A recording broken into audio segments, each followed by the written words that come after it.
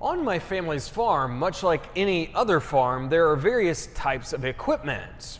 Now, certainly there's different purposes for the types of equipment, but one of the things that you'll also notice is that there are different generations. That there are some tractors on our farm that are many decades old. There are some that are only a few years, and then there are some that fall in between.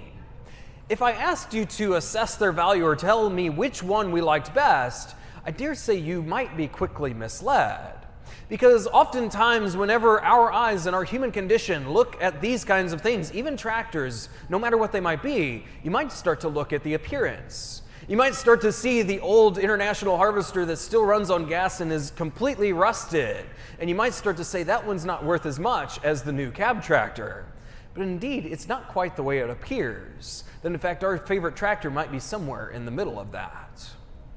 But nonetheless, we do like to judge on appearance. And oftentimes in our human condition, we're looking at the good, the bad, the different things that are in our life. We're trying to tease them out and tear them apart to try to figure out what is good, what is bad, and all of these different things. And today's gospel, as we're going through these series of parables in the Gospel of Matthew, we're already seeing another picture of what it's like to live this life and to find out what is the good, what is the bad. Are we able to tease them out, or are we going to have to deal with some mixture of the two?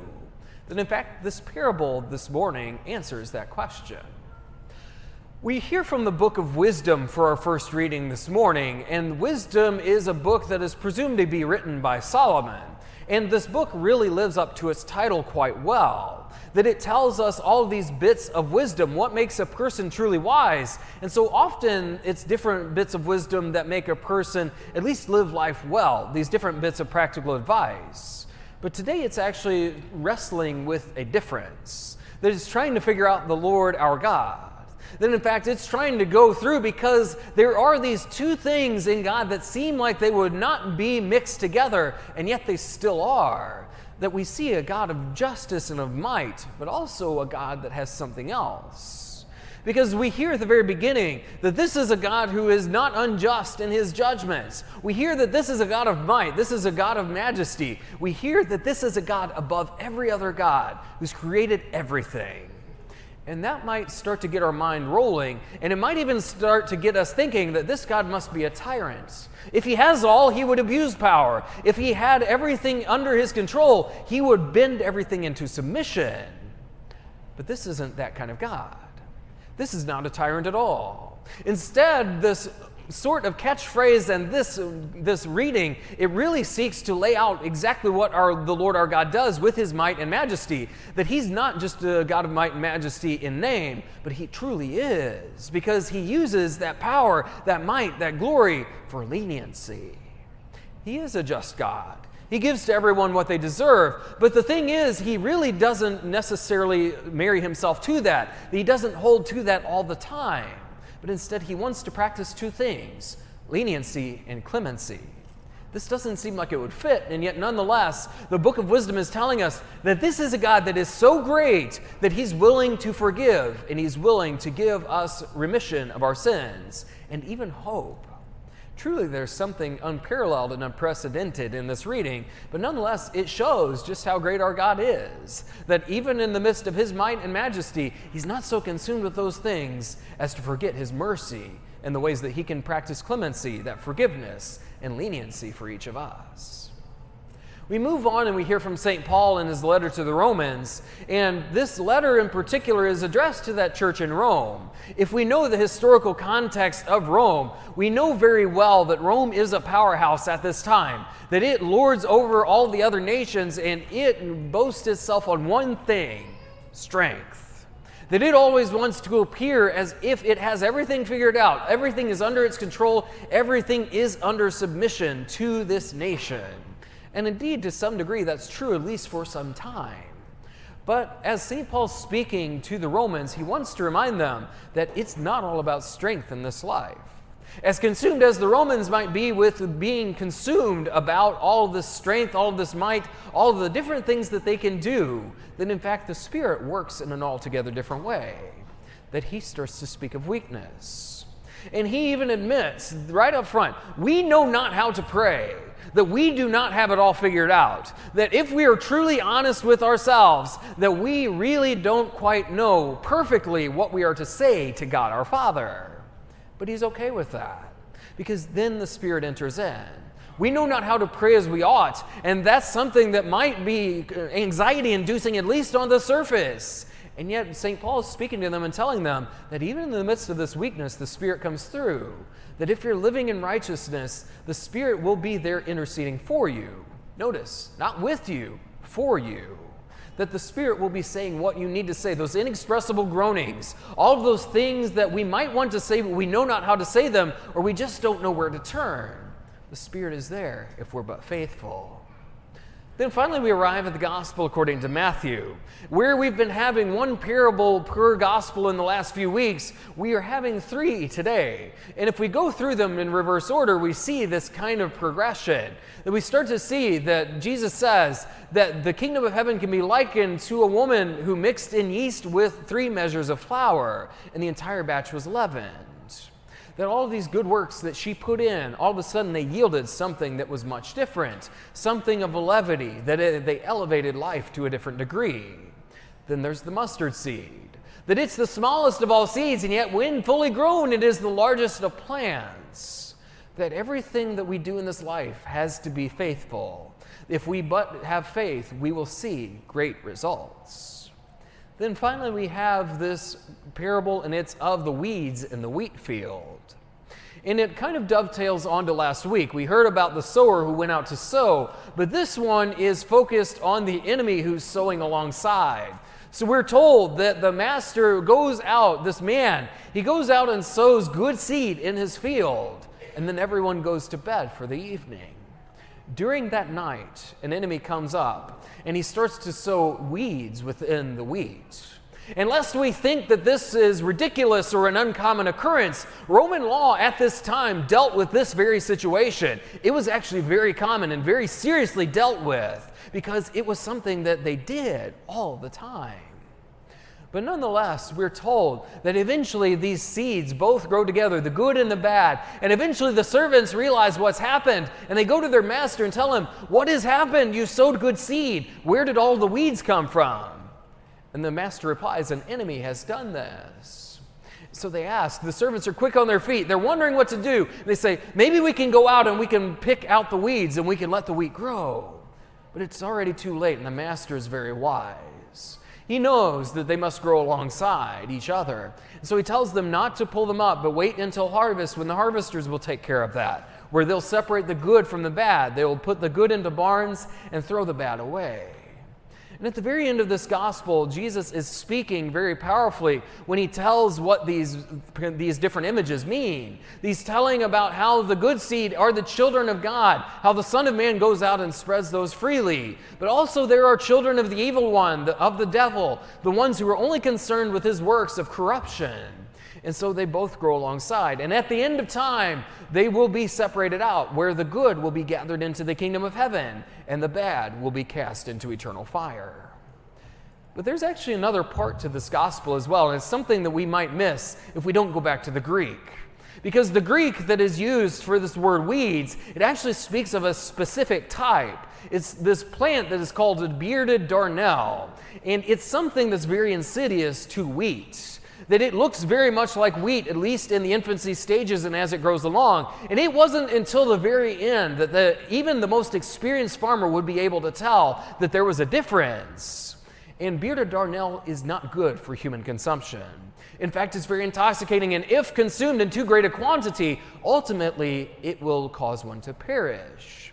So it had to be separated out. That it had to be burned so it would never come back again and never spread its seed, and the good had to be harvested. And so that could only happen at the end of time. So in fact, this is a very powerful parable, because Jesus is telling us that there is so much to life that in fact, if we look out and we look at the wheat field, we may not be able to tell the difference until the end of time. But in this parable, so often in life we want to be able to separate the good from the bad. That we want to be able to take the good only and we want to push the bad away. What exactly is this parable encouraging us to do? And how is it actually challenging us here today? Even as a people that might often assess value, try to try to tell what's good and maybe slap a label on what's bad. What are we supposed to do? There's 3 different levels I think that we should look at this parable on. That we should look from the perspective and the level of the individual, ourselves. We should look on the perspective of our neighbor. And finally, we should look at the perspective of our world. That first, we should look at this parable from the perspective of ourselves. That first, we need to realize that the harvest happens internally. That it is not a mistake that the church puts this parable on the heels of the one that happened last weekend. Because we're being told about that harvest that needs to be bountiful, but the harvest also happens within our souls, that we need souls that are cultivated and ready to receive good seed. But nonetheless, we know that there is a battle happening for each of our souls. It's the good seed versus the bad. It's Jesus versus the devil. And as much as we might feel that we are helpless in this battle, we have the ability to choose who is planting their seed within our hearts. Is it going to be Jesus or is it going to be the devil? Because the seeds are going to look very much the same. They're going to function in a very similar way. But ultimately, one is going to bring us fulfillment, health, and happiness, and the other is going to yield us a life of corruption. And I dare say we know who's going to sow which seed. That Jesus is going to bring us to fulfillment, whereas the devil is going to bring us to corruption. And so we oftentimes need to cultivate our soil, that we do need the help of the divine physician, the one who can tell us the seeds that are good and the seeds that are evil, the ones that can tease that out for us. And we go to reconciliation all the time to receive this help and this ability to be able to remove the seeds and make room for more wheat. Because we want to have seeds of wheat in our hearts. We want to have all those good deeds, all of those things that bring about a bountiful harvest. But there's another side to this on the individual level as well. We are a people who love a life that goes well. We like it when good things happen to good people. We like it whenever it seems like a person gets their just desserts, when a person is rewarded for good and punished for evil. But my brothers and sisters, we look out at the world today and we know that that doesn't happen. Even for us who are Christian disciples, who are often so faithful and so filled with this fidelity to the Lord our God, we know that sometimes it's going to seem like the Lord has forsaken us, or that it seems like bad things are happening to good people. Indeed, maybe in your own life you can point to experiences of that. Does that mean the Lord is angry with us? Does that mean the Lord has forgotten us? Does that mean that the Lord is punishing us for what we're doing on this earth? Not even in the slightest. Because notice, the assessment doesn't happen until the very end of life.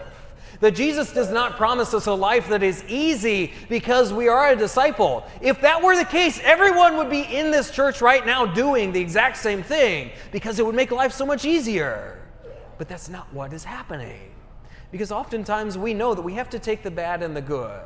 That in this life we know that good things will happen, yes, but bad things will also happen. The challenge for us is not to lose sight of the good in the midst of the bad. No matter how bad our life may seem, if we feel like we're worse than all the others, or that we've got a worse hand than everyone else, then nonetheless the Lord is sowing both bad and good. That in fact He's not the one that's responsible for the bad. The devil is the one who's responsible for that, and all of those who do evil works. That's not what the Lord wants. He wants a good harvest for us, but we know that that only comes to a reckoning at the end of time. We need to be faithful right now in the midst of this time, though.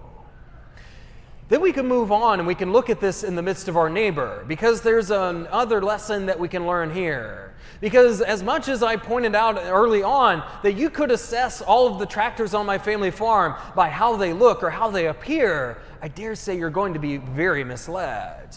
Because in fact, the ones that look a little bit worse for the wear are the ones we use all the time because they're the best ones. And indeed, even in our own life, we're going to encounter all sorts of people. And we might hear this parable and we might think to ourselves, maybe I can go out and start to assess who is wheat and who is weed. Maybe I can tell who's good and who's bad. But that's not what the Lord is telling us. He tells us the harvesters are the one who are going to take that over. The harvesters are the angels and the ones who are going to tease that out and separate the good from the bad at the end of time. But my brothers and sisters, we do ourselves such an incredible disservice in this life if we start to assess who is good and who is bad, who is wheat and who is weed. Because in fact, we don't know the inner workings of the heart. We don't know the soul of another. We are not able to tell, even on the surface level, what is going on deep in this person's spiritual life. If there's a battle struggling and they're struggling beyond belief, or if they're simply going on a hard way, or if they have it all figured out. We know not, and that's not what Jesus is telling us to do. He's telling us to forbear judgment and to leave that for those who are supposed to do it. We're simply supposed to love our neighbor. And then finally, we can look at this from the view of the world. It's no mistake and no mystery. We can look around, we can see this world as a whole, and we can start to wonder, why does it seem like evil has the upper hand? Why does it seem like bad things happen all the time? Why does it seem like the devil has the upper hand? Why are we always suffering so much in this world? Is God ultimately losing the battle? No, he's not. But in fact, we know that the harvest comes at the end of time. And the problem is, my brothers and sisters, we can look at this world as a whole and we can start to try to assess it ourselves. But so many times when we do that, we start to go towards hopelessness. We start to despair. We start to be filled with fear and anxiety because we feel that everything is not going the way that God intended. And so we start to try to control things ourselves, or we start to find ourselves in this downward spiral. But it's not so. The Lord has everything well in hand. The master knows what he is doing. The very same master who told the servants not to pull up the weeds because they would uproot the weeds. He told them to leave them until the end of time. And then we'll be able to make that assessment and that judgment, and everything will come to light. But we need not lose hope in this world. We need not despair. We need not surrender ourselves to the fear and anxiety that evil seems to be conquering the entire world. But we need to have faith that indeed there is a lot of weed out there. There are a lot of good things. There are a lot of signs of hope. And my brothers and sisters, God help us if we lose sight of that hope that is with us. We truly need to look around because there are good things. There is weeds. Sure, there are a lot of weeds out there too. But nonetheless, we should be a people of hope, much like wisdom was telling us, and much like St. Paul was reminding the Romans, that even in their worst moments, when they have not strength, that the Lord is there to help the righteous. And that's really the challenge of the parable of the weeds in the field. That it's not up to us to decide or to cast judgment. It's not up to us to lose hope in this world. But really what we should be concerning ourselves with is having wheat sown in our hearts, concerning ourselves with those works of charity and those virtues, and continuing to immerse ourselves in the gift of faith. Because my brothers and sisters, we could settle for appearances. We could start to look around, maybe at ourselves. We could start to despair that bad things happen. We could look at our neighbors and wonder why there's so much evil. We could even look at this entire world and become completely devoid of hope. But that's not what God calls us to do. Rather, he calls us to be the wheat, to go out and to be that fruit, and that fruit that will last and bear so much fruit that even the weeds will be all but forgotten. My brothers and sisters, we need to have that gift of faith. We need to have that ability to look past appearances in this life, but we need to continue to strive for that wheat to grow in our hearts and our souls so that we may experience that joy and that fulfillment that comes, maybe not necessarily in this life, but in the time to come whenever the harvest is complete. Jesus speaks very well to us that the harvest is there, that there are weeds and wheat in competition. My brothers and sisters, let's not concern ourselves with the battle, but let's continue to fight the good fight anyway and to seek to be that wheat and that fruit that bears fruit that will remain and last even through the harvest.